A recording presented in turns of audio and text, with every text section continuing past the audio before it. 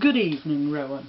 It's the 12th of April 2016 and it's about 1 AM, so I'm making you another special video this evening because your talk about whatever it is you were trying to talk about at St Mary's Strand last week was so bizarre. I've had to make another video about it, and I'm even going to have to make another one later in the week because there's just so much crap in it that I can't really easily cover it in one video, and I can't make it tomorrow night because I'll be arresting you in Nottingham because I've got my ticket for tomorrow night. I didn't mention that yesterday, but I've been waiting for this moment for a long time and I'm really looking forward to it, and I thought I wasn't going to be able to come and arrest you because the event was sold out and I thought they probably won't let me in even if I go there.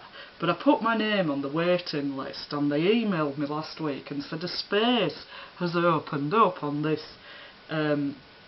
lecture, which is wonderful. It's a public lecture.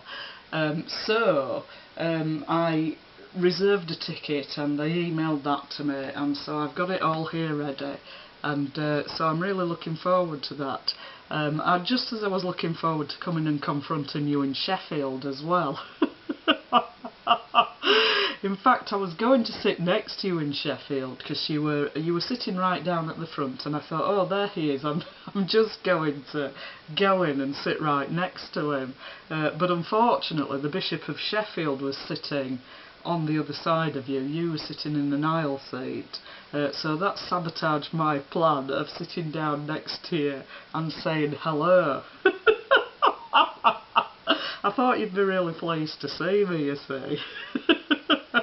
So I had to sit somewhere else, but I was still very near the front, so I could keep flashing you Illuminati hand signs throughout the lecture, and you were gaslighting, giving me theatrical looks of concern, which I've said before, to try and unnerve me and to try and give the meeting the impression that there was something about me that everybody needed to be concerned about. You see, these are the spiteful, nasty, malicious, psychopathic games that you play, and you think that I'm going to believe a single word that you say. Anyway, I shan't be making another video about this tomorrow because I'll obviously be uploading my video of me arresting you in Nottingham. So you've got that to look forward to. You're so big and brave though, aren't you, threatening to twist my neck and crush it and all kinds of things. So I thought that you'd be looking forward to seeing me as well. So without further ado, I'll move on to talk a bit more about this. So here you go. And while Christians, quite rightly, get involved in public debates about ethics and so forth, the danger of foregrounding that too much in a certain way is that we end up with a cultural environment that is pretty sure what Christians don't like, but not at all sure what they do. Well, you know, the Church of England, not that everybody in the Church of England is a Christian, because quite a lot of people aren't. I mean, you weren't for a start, David Peat wasn't, and there's a lot of people propagating some bizarre stuff in the Church of England that they think is progressive, and I don't know what really. But it's just a lot of self-obsessed navel-gazing.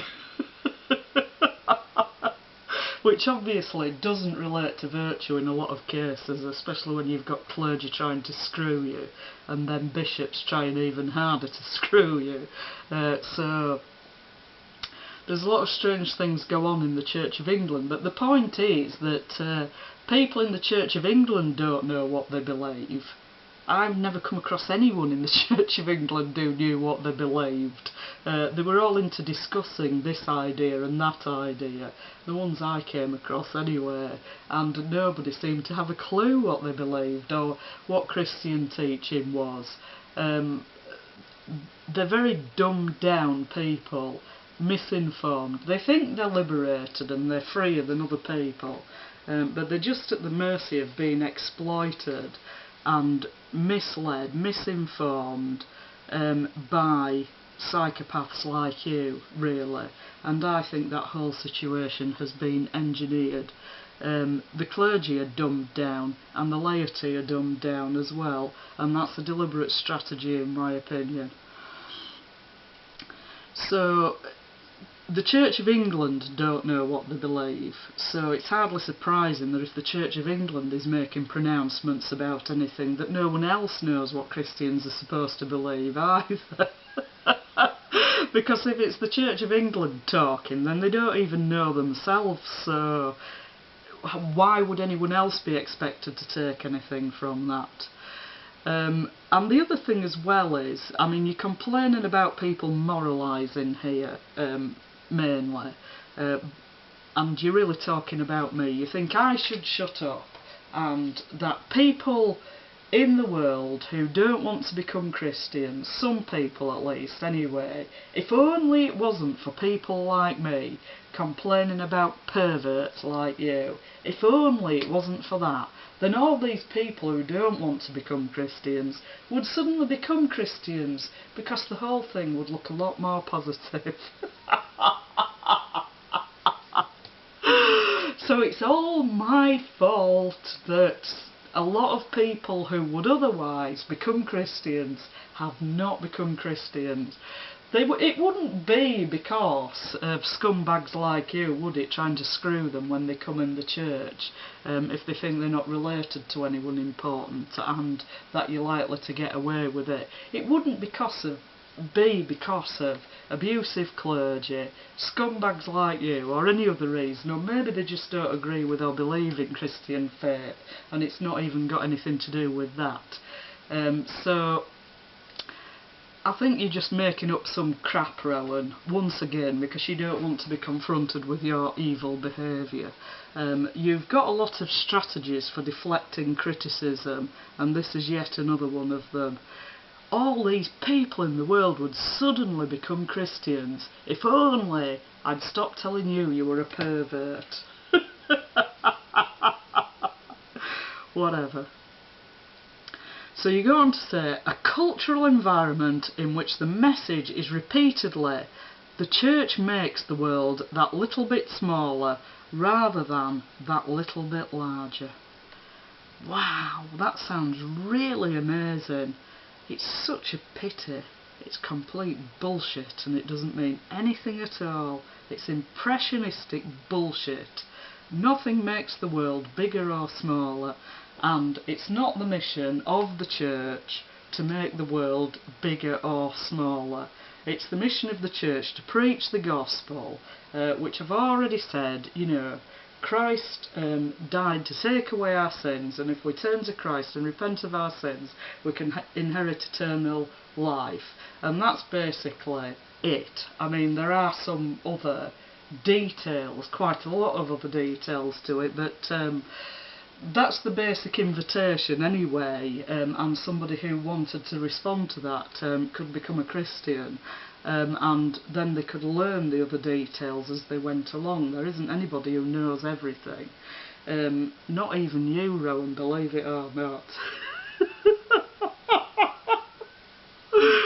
So, someone could respond to that, and then they would learn about Christian ethics and stuff like that, wouldn't they, if they joined the church?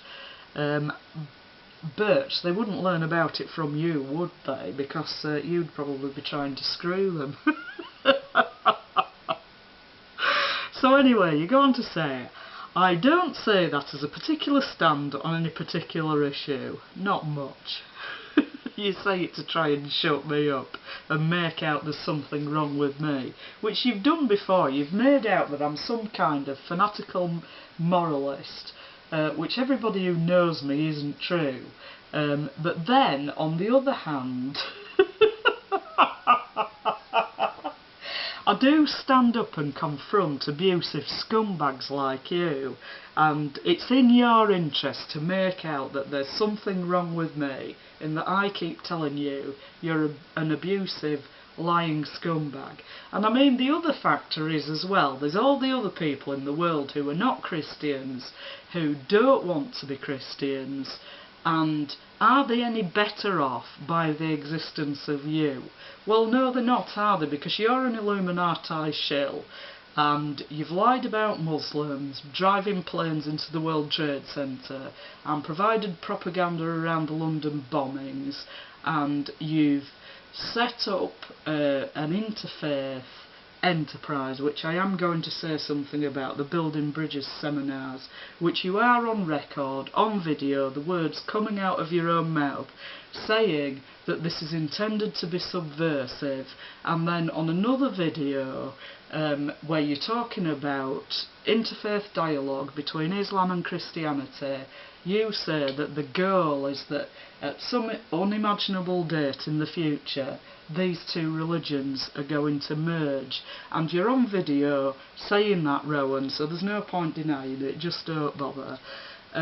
So your intentions towards people who practice other religions and towards people who practice no religion is just as malevolent, really, because you're promoting a globalist agenda that intends to get rid of the majority of people in the world. I think the upper estimate of the number of people they want left is 1 billion, and there are 7 billion now, and some of them say a much lower number as well, and that's people just to act as slaves for the elitist scumbags that morons like you are working for. So I just find it utterly incredible that I'm confronting you about these evil things that you're doing, and the fact that you're not a Christian, you're just pretending to promote yourself and to promote this globalist agenda, and here you are implying basically that there are hordes of people who would become Christians, and the reason they're not becoming Christians is because of me. You're just hilarious. Anyway, you go on to say, you're talking about debates in the House of Lords. You've been involved in talking about moral issues, and you talk about debates in the House of Lords. Well, you're not grown up enough for stuff like that anyway, are you, to be having debates about ethical issues, because you need to put your own house in order first. But anyway, this is what you say. You've talked about the debate on assisted dying, and then you say, but my caution comes in when I realise that that can be one more brick in the wall on which it is written, Christians don't like this. I don't even know what to say about that. It's just such complete and utter bullshit. So what? So what if that's what people think? So what if they think, oh, you know, Christians don't like this, Christians don't like that. In fact, people are very misinformed about Christian faith and what its central tenets are, and the reasoning behind traditional Christian morality. And it doesn't really help that if anybody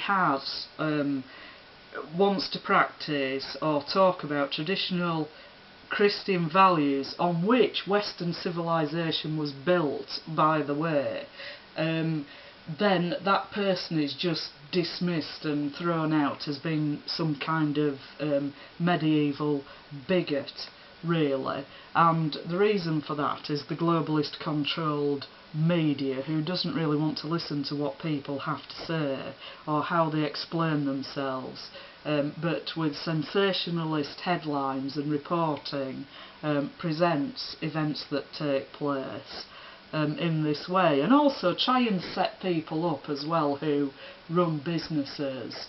And for example, if they don't want to make a cake for a gay wedding, even if they've got gay customers and they're not bothered about it, but they just don't want to take this stand, then people hounding them and trying to shut down their businesses and all this kind of thing. And you know, there's 1,000 cake shops in town and nobody's interfering with you. And some people would say, oh well, you shouldn't oppose gay marriage and stuff like that. This is bigoted and everybody should be equal. I don't even know what equality means in this context when marriage throughout history has been understood as heterosexual, and the purpose of it being the procreation and the bringing up of children, and it is part of the globalist agenda to undermine family life. And the reason for this is to take people's loyalty away from the family and direct it towards the state. So it's the state that's imparting values rather than the parents. And this is documented in quite a lot of places. And these people don't care about gay people either. They don't care about Jews, gay people, poor people, black people, white people. They don't care about any people. It's just social engineering with the aim of transferring people's loyalty away from the family and towards the state, away from their own in-groups basically. So we're always told, you know, having an in-group is a bad thing and you need to be including of everybody. Which, I mean, obviously we shouldn't be treating people who are not like us in a bad way, but you treat everybody in a bad way, Rowan. You're very equalist in that, unless people are in a position to give you some political advantage, in which case you fawn over them and tell them that they're wonderful and that kind of thing, don't you?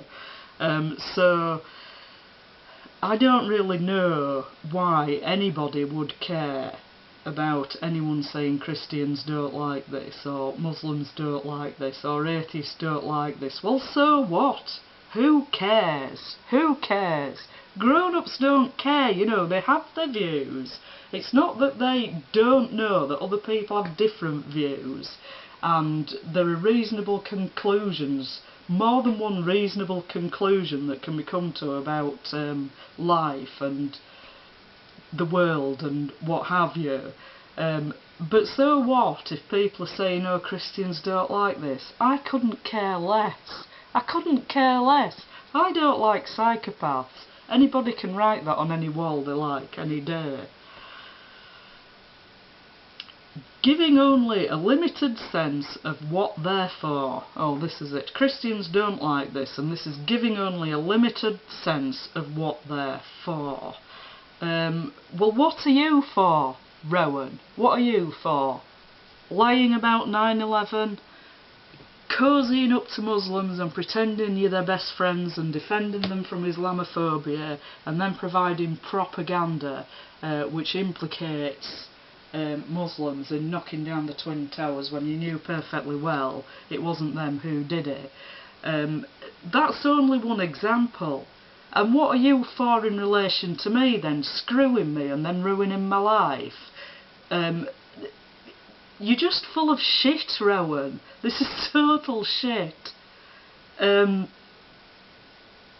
You've got no moral authority. You're not in any position to be looking at the subtleties of this and that when you haven't even got the basics. Just shut up talking crap, for crying out loud. So anyway, so a tightrope there. A tightrope there, and not one I ever found it easy to negotiate, and not one I ever negotiated successfully. But I think you'll see the prime point I'm trying to make.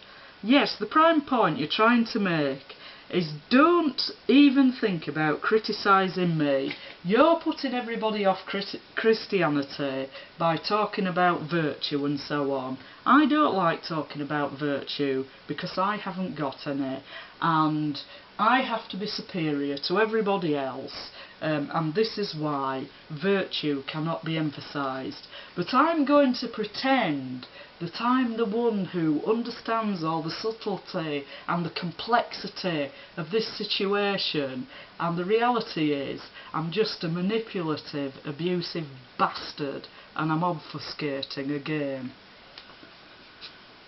Anyway, this is the final point I'm going to make, but I'm going to mention something about a clip that comes from the documentary Goodbye to Canterbury after this. So you go on to say here, if there is an expectation around that there will be room here, there will be room. So you've told me that you've got an enormous penis and it's better than everyone else's, bigger than everyone else's, and I should come to Cambridge and meet with you and you were going to answer all my questions, nudge nudge wink wink, and there's going to be a room there as well. Wow. I can't wait. Anyway, I'll leave it there for now and I'll play this clip and then I'm going to come back in a minute and talk about this is what you said in Goodbye to Canterbury, because it's a bit related to this.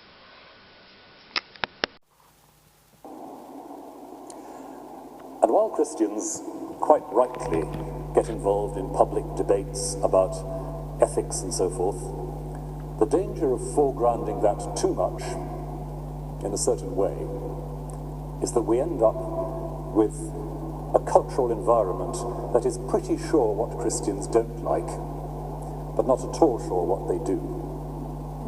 A cultural environment in which the message is repeatedly, the church makes the world that little bit smaller rather than that little bit larger.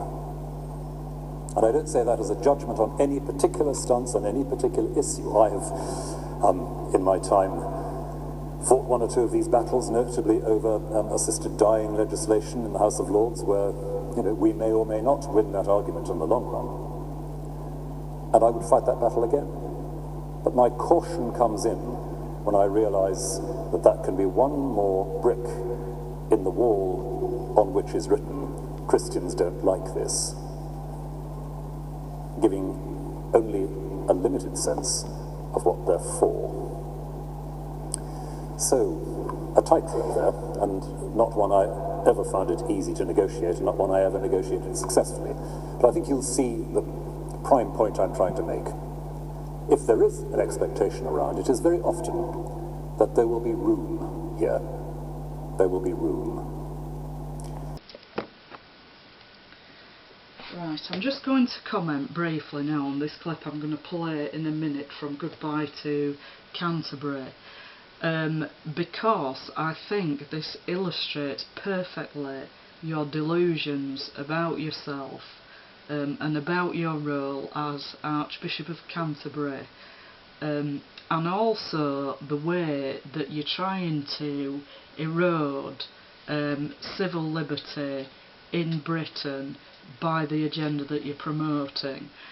So here's what you say in this brief clip that I'm going to play from this documentary, which was an hour long, and you wrote the narrative for this documentary, so this is your own words, and you're talking about Canterbury Cathedral being kind of the mother church for the Church of England, and the Church of England is the established church in England, so it has involvement with the state, and as I've said before, the Prime Minister appoints the Archbishop of Canterbury, who was the globalist puppet Tony Blair, in your case, who appointed you. So this is what you're talking about. And so you say, should governments be able to dictate people's beliefs? You're posing this as a question to be open for discussion. Well, the answer to that, Rowan, without the need of any discussion, is absolutely not. Governments shouldn't be dictating anything. And, you know, it just shows your statist ideology here. Anyway, there's a lot of discussion over whether there's even any need of a government, but to suggest that a government should be dictating people's religious beliefs in Britain in the 21st century, I just think I need to play the Looney Tunes theme here, never mind a clip from a documentary. You've completely looped the loop. You're completely mad. Should governments be able to dictate people's beliefs? You're a nutter. You're absolutely insane. Should religious leaders abroad have influence in Britain? Well, influence over what? Influence over what exactly? You're just trying to remove influence away from religious leaders and religious people and to put it in the hands of the state. The state is the one who determines everything. The state is only made up of men and women anyway. Why are they superior to the rest of us to be telling us what we should be believing and what religious leaders we should be listening to, if any, and which country we're allowed to listen to the religious leaders from? It's just completely ridiculous. You're a nutter. Just don't even think about these things. The more diverse we get, the more I think we need Canterbury. You mean the Archbishop of Canterbury here. You're talking about Canterbury Cathedral as being the mother church of the Church of England, and the Archbishop of Canterbury is the head of the Church of England. Well, apart from the Queen, obviously, the monarch, who's the supreme governor and defender of the faith, or senior layperson, as you put it. But practically speaking, the Archbishop of Canterbury is the head of the Church of England, although it's not like being the Pope. But the more diverse we get, the more I think we need Canterbury. And then you go on to explain what you mean by this. We need a shared space to have these arguments, and we need someone at the heart of it trying to point to a way forward. So what you're saying is we need to be having arguments that we've already solved in Britain hundreds of years ago. Should governments be able to dictate people's beliefs? Well, the only thing we have to look at is the English Reformation and the bloodbath that resulted from that lasted forever, or it must have seemed like it at the time, to see what a disaster and carnage occurs when governments or monarchs or whoever try to dictate anything. People don't like being dictated to, and they resist. So stop talking this bullshit. We don't want any government dictating anything in this country, so just shut up. You're completely mad. You're completely mad. I thought you were completely mad. I didn't know how mad you were until I started researching you, even though I already thought that you were mad. But you're completely mad. Should governments be able to dictate people's beliefs? What planet are you on? What planet are you on even thinking that? You're a nutcase. How could anyone ever take you seriously? Should religious leaders abroad have influence in Britain? Well, what should the Bilderberg Group have influence in Britain? What are you talking about? If the government is not dictating people's beliefs, then they can believe what they want. They can listen to any religious leader they want from any part of the world. It's got nothing whatsoever to do with you or the government. Mind your own business. You interfering busybody. Who do you think you are? Who do you think you are? We need a shared space to have these arguments, and we need someone at the heart of it trying to point a way forward. So this is how you're defining yourself here.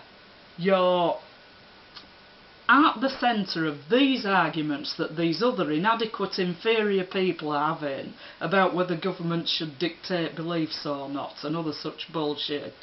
And someone superior and measured and carefully considered and looking at all the nuances, like you, obviously, needs to be at the centre of all this to inform the ignorant masses of what way they need to be going, pointing the way forward. Oh, I've listened carefully to all your opinions and I've decided that this is the way to go. And of course, just by complete coincidence, it goes along with the globalist agenda. So don't listen to the governments, the religious leaders, the politicians, the friends, family, or anyone that goes against this agenda that I'm promoting. And I'm going to pretend that I'm promoting diversity and freedom, when in fact I'm trying to enslave everyone and kill everyone off. But that's alright, because I'm superior. This is how delusional you are. You're completely delusional if you think people need a scumbag like you. People don't need anybody. Adults don't need anybody to tell them what to believe. What they need is correct information, and then they can make their own mind up, can't they? They don't need Illuminati shills like you, filling their heads full of bullshit and misinformation and propaganda. You're at the heart of it all, pointing the way forward. You're just a complete nutcase. I can't go on any longer with this. It's going to be 5 o'clock in the morning by the time I've finished ranting about this total and utter crap. I don't know how you can even show your face in public. I really don't. With all this crap that you come out with. How could anybody ever take you seriously? You're full of shit. Anyway, I'm still looking forward to arresting you tomorrow, and I'll probably have a few things to say there as well, so you've got that to look forward to. So, hasta mañana.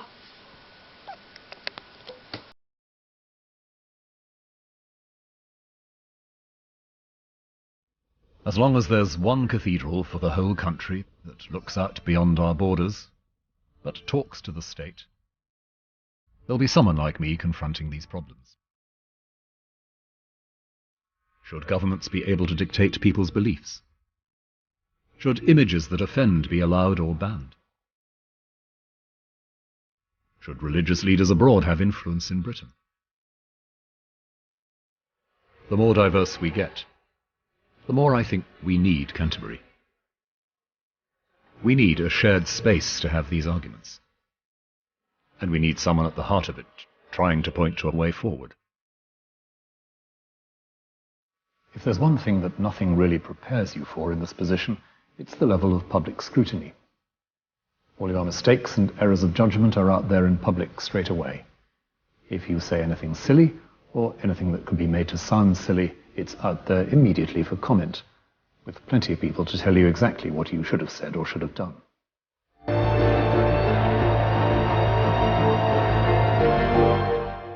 Stay with us tonight on BBC HD. We've one more Christmas University challenge on the way. East Anglia take on Birmingham with some of their celebrity old boys and girls. And that's next.